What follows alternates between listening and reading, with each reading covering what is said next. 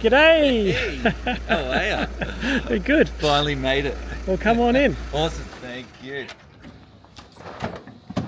Hey, nice place here. G'day, Glenn Morris here from the Smart Energy Lab, and I'm here today with Anthony DiBiase, the founder of OptiMount. Now, OptiMount, what's OptiMount all about?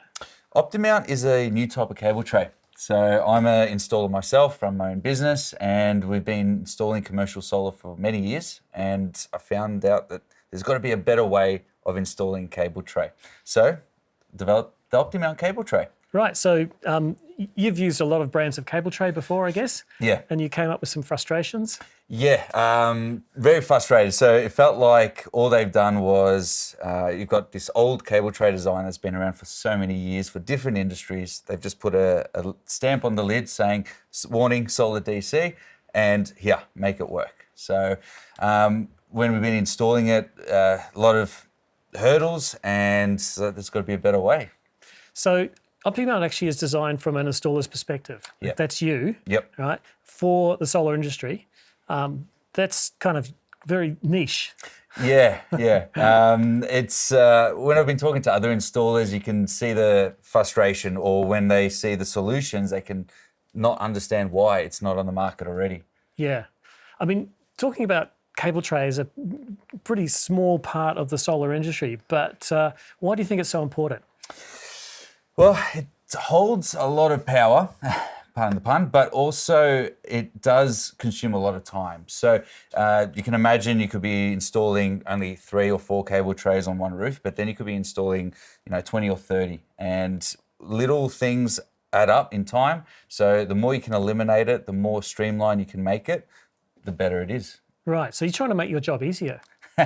Who would have thought? Yeah. Well, you see other companies, they're making the rail a lot easier to install. You're putting the earth weave already on the end clamp and things like that. But what about the cable trays? It's been forgotten.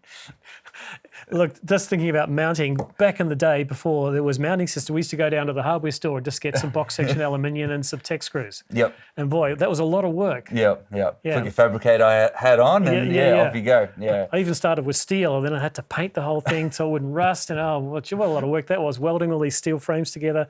And now we just get a pre-designed rail system, but it's designed specifically for solar panels. You're looking at a cable tray system specifically for the solar industry. Yeah. So you can see the industry's changed. Like you do the cable tray originally was in factories, warehouses, inside, but now it's all on the roof. You haven't got as many mounting points as you do on a wall or on the floor, but on a roof you're restricted with the ribs of the roof, or things like that. Yeah. I mean, I've got a few samples here.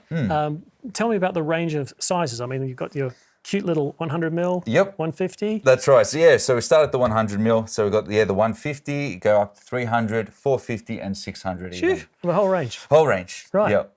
Now, the most obvious, interesting thing about your design is this roof design. Yeah. Yep. So we call it the peak lid. So it's great on the roof. So with the rain, it won't pool. The water won't pool there. It just runs off, and it actually even looks pretty neat. Right. So it's mainly just about water shedding. Yep. And I noticed that you've got a centre rib here. What's that for? So that's a divider. That's a work in progress at the moment, but we do have this option. So we can separate like your left and right, and bigger trays, you can add more dividers. And eventually we're hoping so you can have your AC, DC, but still that's not part of the regs at the moment. Well, sort of. I mean, if I put my regs hat on. So AS3000's requirements for segregation are additional requirements in 5033. And the additional requirements is not just segregating LV from communication cables, but also LV AC from LV DC. Yep. You can do that by various means. You can do that by insulating conduit. You can do it by a earthed partition. There you go. Or you can do it by 50 mils of space. Yep. So if you've got a wide tray, like a 300 mil tray, you can put your AC on one side, the DC on the other, and your comms down the middle, and cable tie them all into place. Yep. Maintaining that 50 mils separation. But there's a problem. Cable tying onto something like this, which is flat on the wall, how are you going to do that? Well, we've got a new design for that. Really? Yeah. Should I bring that out? Yeah, show it to me. Alrighty. All right. So this is like Gen 1. Gen 1, yeah. Oh, probably Gen 3 or 4. Gen 3 or 4. Yeah. It's, yeah. So we've got this one. So I could have brought a smaller sample, but yeah, it went big. So what we're looking at here is that these slots, which are in the Gen 4 or 5, are just flush. They're now raised. Correct. So you can poke your cable ties through, even when there's hard, flat surface behind. Yeah. So that way you put on a brick wall. You don't have to worry about putting the cable ties beforehand. You can put it in after. Really nice, nice. I mean, I guess what I'm seeing straight away is that you're innovating from your own experience on how to do the job better and faster. Yep. Yeah, and that's really impressive. How fast can you turn around these changes? Yeah, pretty good. They're pretty fast. So I guess from the beginning, we so had a concept. Then we went to, talking to manufacturers. How can we get it made? My drawing skills are mud maps, nothing better than that. So that was a bit of a struggle as well. But once we got the principal idea out there, they were able to manufacture it, send it over, refine it. When I thought, yep, I've got it, I got a couple of pallets in and realized, okay, we need to raise this, we need to lower this, and a few things like that. But pretty much small changes, we can get it done within weeks. Yeah. Wow. Okay. Really fast in terms of the innovation cycle. What about sort of customization? Say a customer's doing like a massive supermarket or something, and they want something other than your logo on there. Yep. Can you customize? 100%. Really? Yeah, that's a great idea. Yeah. Should do that. Yeah, I guess it's going to be a minimum order. Well, yeah. But why not you brag on your cable tray? Yeah, cool. Yeah. And of course, you've got the required warning sign as well as the solid DC warning punched in there. So there's no stickers required. No stickers. It can't be taken off. It can't fall off. Yeah. It's pretty good. That's really nice. Yeah. It's kind of funny that you've got the 100mm one. Just yesterday, we were discussing, my electrician and I, we put some tray up some time ago, some 150mm, and we wanted to put another tray beneath it, but the switchboard was too close. Yep. It was 140mm away. And we go, bugger, if only we had some 100mm. But here we go. You make that as well. And it looks funny on the roof where you just got to get that one cable across, and you got this 150mm and just this one little cable. Now, speaking of the roof, we're just lying on a flat surface here. What about the roof type? So you've got some sample roofs here. Yes, all right. So grab that. All right. So you've got your clip lock. Everyone knows about that. Then we've got our trim deck, span deck foot. So this one features an adjustable leaf here. Oh, I haven't seen that. Yeah, right. Yep. So that to allow for the different profiles. Exactly. Oh, rather than have a whole range of profile A, B, C. Yep. Yeah, that's very clever. And there's your interface on here. Yep. Yeah. Screws in, and then you've got your bolts there that come with it as well. And then we've also got one for the ColourBond roof. Right. And that makes for a very sturdy connection, and you don't need to worry about where your rafters are. Exactly. You can just go anywhere. Anywhere. Yep. Right. Same with the trim deck, span deck. I mean, this solves the problem of, these modules are getting very big these days, and sometimes they just don't span the right spots anymore. Exactly. Yeah. All right. So you've got trim deck, you've got conventional corrugated iron. Any other profiles, or you can flex, like, say you got rib style? Yes. Then you just use your traditional clamp style. So here's one for us. Clip lock 700? 701? Oh, I can't remember the numbers. You're the roof expert. Yeah, true. Like to think so. So you got your conventional foot that we usually use for solar installs, and use it for ours. Right. Okay, so these are specifically for your tray, or can they be used for the rails as well? Can't be. They're not rated. Not rated for rails. Yep. Okay, so that's important detail. So the fixings are suitable for a tray. Yep. Yep. Cool.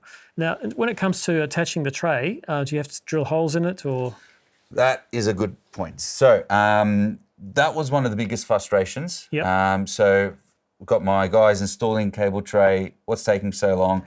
They've laid down the feet, they've put the tray down, and the holes don't line up. Yep. So then they've got to drill.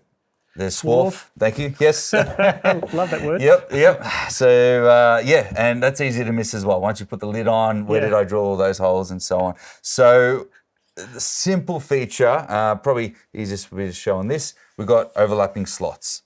Ah. So no matter where your foot is, it will always line up. Right. So you've got lots of choices for a fixing point. Yep. Yeah. Along the whole tray. Right. Hey, that's really cool. Yeah. Once again, thinking about making the job easier. Now, sometimes you want to exit the tray, not out the ends, but out the sides, and you've got these little sort of slots here, which might be a bit small for a bit of conduit. What are you going to do there? All right, so we've got two options. You've got your knockouts, so they're pre-cut, so you can use just your pliers to pop them out. All right, so we can just wrench that out with a pair of pliers. Yep. And then you got that creates a hole like that. So you can fit your Corrie 25mm in, or a snap bush or a screwed adapter, anything like that. And then, yes, as you mentioned, you've got these smaller holes that are in closer intervals, and that's where you use the knockout tool. All right. So, never saw one of these until until a friend mentioned it. So pretty much we've got these 10mm holes. They're in the right position. They slide in, tighten that up, and then you can just use your impactor. Just ugga away. And there you go. And it cuts the hole. No swarf. Yeah, right. No swarf. Yeah. And very good. A swarf is the enemy of the roof. Yeah. But also, when I've used this actually probably more times at the inverter side. Yep. There's been a few times where I've put it on, put the inverter on, and then I've only got this much space and I can't get my drill in. Yes. So, or you could be using the hole saw, you can nick a cable, the drill bit slips, but you can even use just your Allen key to tighten this up. Bit of hard work, but it's possible. Yeah, so for tight spaces. Yep. So it's a clean cut, no swarf. You can make the hole anywhere along these slots here. Great. Now, what are these bits here? Yeah, so we also do have 90-degree angles, T-pieces and things like that, but sometimes when you want something that's 44.2 degrees, we got these two options. So you got your vertical joiners, so just pivots, you can add a fair few of them, or you've also got for your horizontal. So it's got a hinge and you can change the angle to what you need. Right. So you can just cut your angle, put this in, that'll bond the two together. Yep. Electrical bond, of course. Yep. When it comes to earthing the tray, any special requirements? No, but we do have, if after your testing you find that it hasn't made a good connection, we do have, what do they call them? Earth straps. Yep. Right. So they got serrated teeth, so yeah, ready to go. You can connect it to your existing earthing system, so that way it earths the tray as well. Right. Oh, that's pretty cool.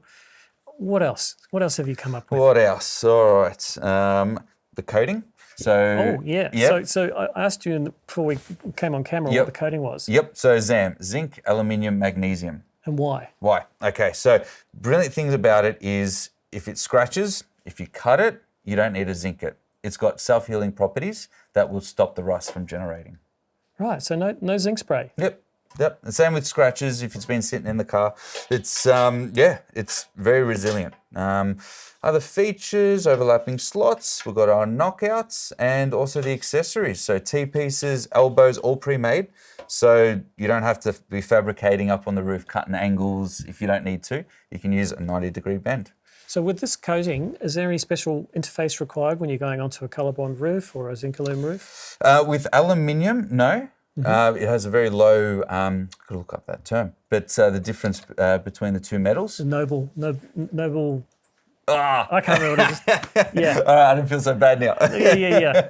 I'm going back to high school for chemistry now. Yeah. So that's okay, but we don't recommend putting it straight onto roofs. But so our feet also come with the rubber interface. That's it. So Right. So once you've got the mounting feet with the interface, that's your galvanic separation. Yep. Because it's aluminium going onto a material that's coated with zinc, aluminium, manganese. Manganese. Yeah. Then there's no corrosion potential. Right. So you've thought about all that as well. Hey, that's so cool. Right. Wow. I must admit, I'm a bit of a fan of cable tray instead of ducting. Yep. It's so much more flexible, especially here at the lab. We're always changing stuff. We're adding, another circuit or whatever. You can just take the lid off and run it in there. Yeah. It gives you lots of space, and I recken it looks good too. Yeah. And you can paint it. Yeah. I think. Yeah. Yeah. You can. Yep. Yeah, whereas plastic conduit doesn't really like paint. Yep. Does flake off a bit, yeah. And I guess if you paint it, you've still got these embossed warning labels, so you can still read them. Yeah, so it still complies. You don't have to worry about taking the sticker off or putting it back on. It stays there for life. Yeah. Now, I mean, let's talk about the commercial side of things. Do you have someone who distributes these for you? At the moment, we're in talks. So we do sell it only at our website at the moment. So that's solarmg.com.au. Let us know. Send us an email if you've got big orders. We'd love to hear from you. We are talking to other wholesalers. Funny quote, I rang up a wholesaler. I'd like to speak to them and talk about our product. And they said, we've got plenty of cable tray, thanks. So we'll see how that goes. If the name goes out there, ask your wholesaler, why don't they stock OptiMount?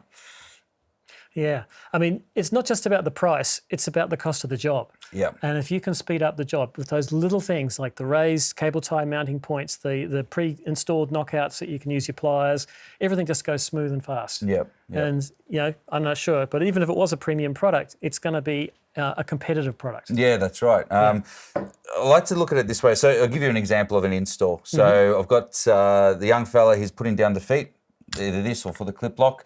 You've got two choices. You put it down and hope for the best that the slots line up so you can mount the foot, or you try and measure it out and 99% of the time it's not going to line up no matter what you do. So you have to pre-drill it. You got the swarf. You got to clean that up. So make sure you don't forget to do that. That's time. Imagine 5 minutes a length. How many lengths do people install? 5 lengths or 4 lengths, that's 20 minutes. It just becomes hours in no time. Yeah, a big job. It's days. Yeah. Speaking of swarf, what's your hot tip for cleaning up swarf? One of those magnetic welder wands. Oh, yeah. Yeah. So bought a because it's couple. steel, not aluminium. Yeah, right. So you use magnetics. Picks that up. Yeah, I'm not a fan of blowing it down into the gutter. Oh, why not? Seen that done before, but so one of those ones. And if you're cutting, or you can use a welder's mat, so that'll pick up all the swarf, and you can close it up, and it doesn't get blown all around. I've heard of people using shaving foam. Oh yeah. And spray a little bit, and then it all gets caught in the foam, and you can wipe it up. Yep.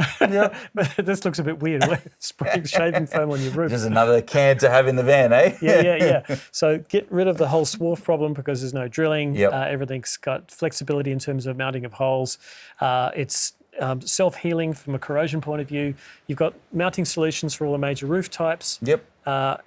You've got the pre-installed labelling. I think you've just about covered everything. And you said this is a new innovation, is the partition. Yep. So it looks like it's a retrofit. You can add it to an existing tray. Exactly right. Yep. So it's nut and bolt. So you got no worries that it will ever come off, and you can line them up on any of the slots. All right. So it's a little flat head there. Yep. Yeah. And that gives you the separation that you require for segregation. Really nice. So when you look at other installations that use cable tray, what are the problems that you see that you think you've solved?